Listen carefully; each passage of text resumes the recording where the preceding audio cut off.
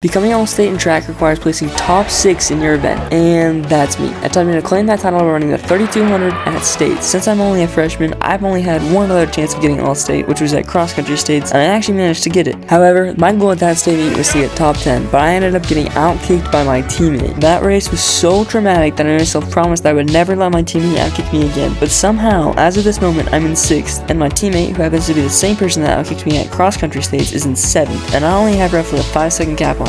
To make this even worse, during the past couple laps he's been gaining on me. This is obviously not good, and in order to achieve my dream of placing All-State and get redemption from cross-country states, I need to drop a solid kick to fend him off. Also, this happens to be a 3-day story, starting with pre-race day. You want GPS yet?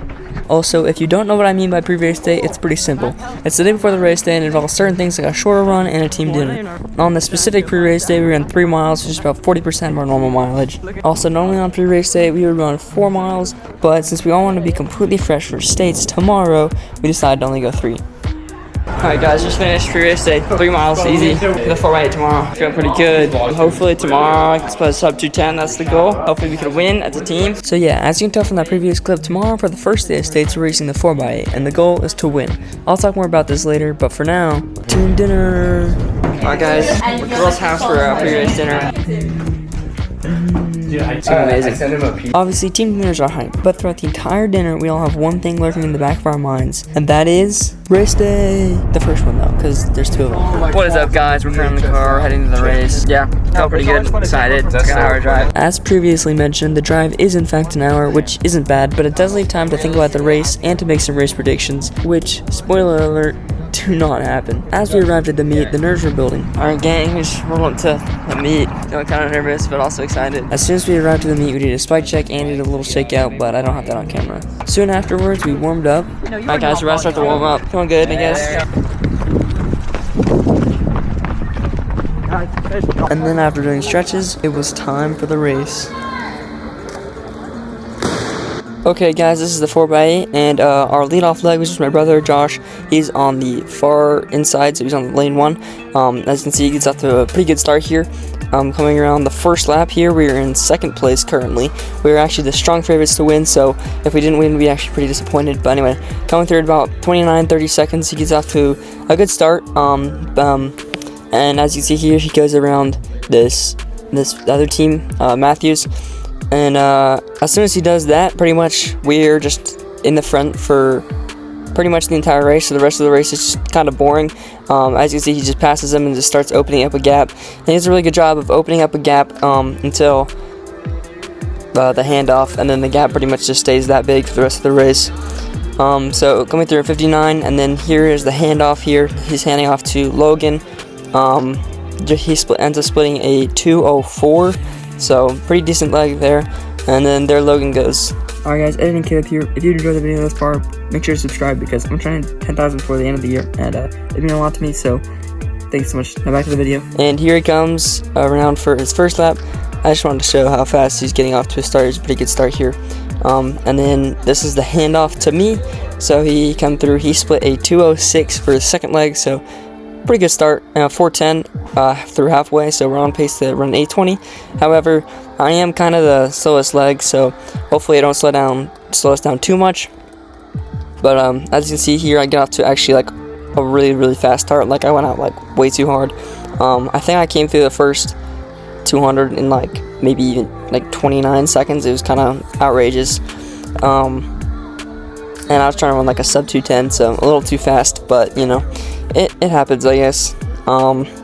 And then here's the handoff to Cabrillo. As you can see, I slowed down a lot. I ended up running a 2:11, and we come through in 6:21. So Cabrillo's goal was to split 2 flat, I think, or just under. But anyway, here it comes to the finish. Pretty much the entire race, we were just in first. We were running an 8:24, so pretty happy with the win. Decent race. About 8 seconds off the school record. But anyways, now we finished. Here are my post-race thoughts. Alright guys, he's finished. He won. Let's go, but I'm still pretty slow as like a 2:11, so tomorrow I'm coming back for vengeance to the 3200, but right now we're about to go cool down. Change of plans, we're gonna watch the Henry race the 55 hurdles. So as previously mentioned, we prolonged our cooldown to watch Henry race the 55. So pretty much this is just the prelims for Henry, and he ended up actually qualifying. So there you can see he's all the way in like lane, I think 5 or 6, I don't remember. And he came through the finish in like an 8.68, so solid PR. And he's going to be running at States Day 2. So now we watched Henry qualify to the finals. We now have to get cool down and get the lactic acid out of our legs. And then once we finished the cool down, we packed up and headed home now. We finished our cool down and everything. Alright guys, I made it home. I'm just tomorrow at like 4, so see you guys probably sometime tomorrow. So since I just got home, that means it's a wrap on the day, and that means it's time for... Alright guys, we arrived at the meet. I haven't really vlogged anything since last night, but anyway, we're racing 3200 in like an hour and a half, so we'll warm up in like 15 minutes. Alright guys, ready on the warm up. Obviously, I'm glad that we won the 4x the day before, but winning the 4x just low-key made me more nervous for the 32. Alright guys, finished the warm up. Now our new stretches, 3 more ways. See you guys afterwards. On your marks. Alright guys, and now we are off on the most anticipated part of this entire video, the 3200. This is where I am attempting to get top 6 all-state. As you can see there, I got off to a bit of a slow start, but then me and my teammate kind of move up towards the front here. And Joshua, who's actually out in front in the orange victories right now, he is on pacing duties, so he's pacing us through just under 5 minutes for the first mile, and then hopefully we can go about 10 minutes. So as you can see, it's me and 3 of my other teammates, and then a Lancaster guy, his name is Matthew Kane, out front here.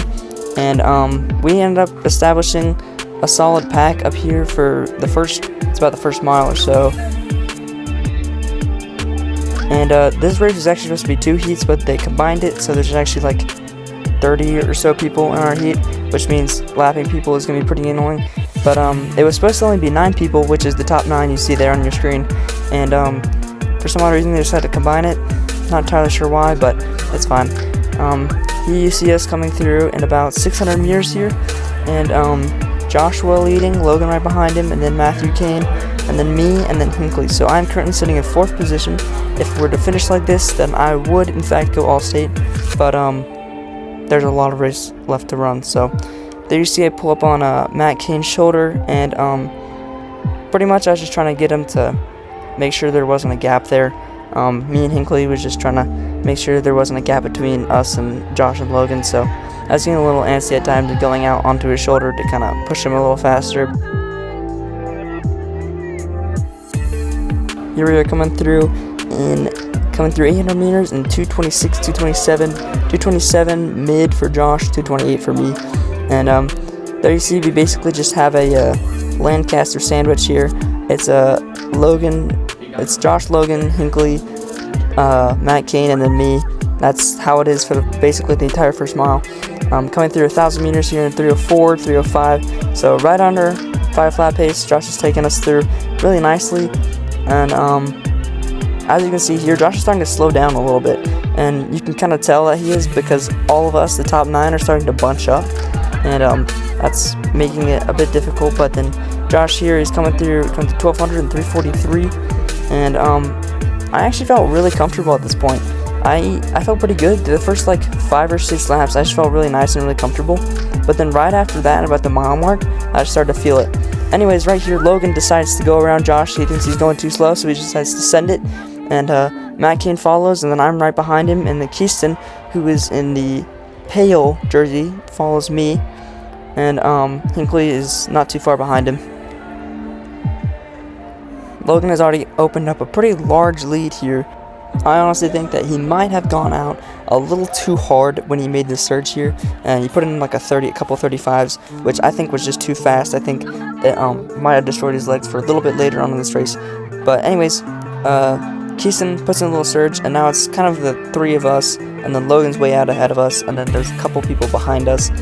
Josh, as you can see, is already fallen off completely. He went 433 mile earlier, so he was pretty gassed from that, and he really didn't have anything left to hang on. So anyway, I'm already starting to fall off at this point, and as you can see, the gap is already opened between me, Keaston, and Matt Kane. So I am actually literally in no man's land right here. As you can see, I have there's like a 10 meter gap behind me, and then like a 15 or 20 meter gap ahead of me. But as you can see here, Blake starts to make his way up towards me as I'm actually starting to slow down quite rapidly. I came through the mile in just under 5 minutes, but then soon after that I start to slow down, and I'm putting in like 38, 39s, so I'm not going very fast at this point. And for wanting to break 10 minutes, this is not the way to do it. But as you can see here, Spencer's catching me, and then Hinckley's not far behind. So currently, I'm actually sitting in 5th position still, and 6th is right behind me, and then Hinckley's not far behind. So if I were to get past, then I'd be in 6th position, but Spencer kind of just sits on my shoulder here. Also, now I will mention that top 6 also get medals, so if I were to get outkicked by one of these people or get past, I would in fact actually end up not getting a medal, which is tragic. So hopefully I can hang on. As you can see here, Spencer tries to kind of go for the pass, and I don't really recognize this like consciously as I'm racing, but as you can see, I put in a little bit of a spurt just to kind of get him off my shoulder. However, right after that surge, he kind of comes back up and sits on my shoulder again, and then right after that, he just decides to go straight for the pass and hard passes me, and then we come through with 2 laps to go with 8:53. So if I wanted to break 10 minutes, I'd have to close in a 66, which probably is not going to happen, especially at the rate you can see me going now. That last lap was like a 39, so now it's just me and Hinckley. Spencer's already gapped us, and there isn't really someone near behind Hinckley. The next person is like 20 or 30 seconds back, so it's just me and Hinckley at this point. I'm putting on a little bit of a gap from Hinckley, but Hinckley normally has a stronger kick than me, so it's gonna end up being pretty close. This is coming around with 1 lap to go. Hinckley and me, there's only about a couple of feet separating the two of us. I come through in 9:31. If I wanted to break 10, I have to drop a 28-second last lap, which, if you guys know my kicks, that's absolutely not gonna happen. But now it's just me and Hinckley. I'm in 6th position, Hinckley's in 7th, so if I were to get outkicked by him, I'd end up not being All-State. We were fighting to the finish here. As you can tell, I'm trying to give it everything I have. My vision is fading, it's gonna go in black, it's getting a little blurry. I'm putting in a little bit of a gap between me and Hinckley. It's getting kind of big. This is the view from the trackside here. I glance behind him, and as soon as I do that, he immediately starts kicking as hard as he can. I'm trying to kick as hard as I can, and then he passes me, and I'm in 7th. I finished in that way, 10:08, 2-second PR, but I'm not very happy with that. Also, honorable mention, my brother Josh. Great job for pacing, but he ended up running at 10:44, which is like 40 seconds off his PR. But hey, he ran a 4:33 mile earlier, so. 2 more.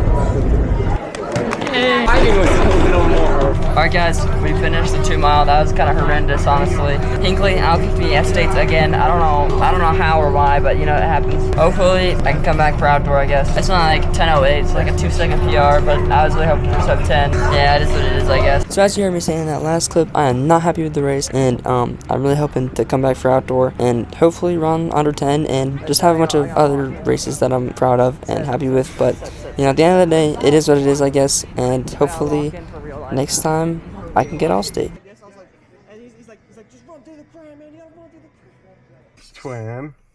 Twin, where have you been? No, is that guy on the video? Knows me like Wait, is this for the Kale Cooper YouTube channel video? Henry, how you feeling, buddy?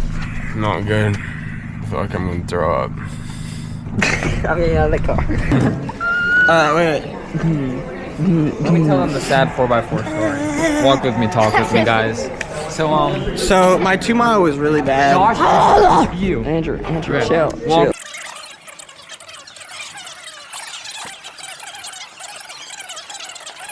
The big story we can learn from this, Chat, let's go that way.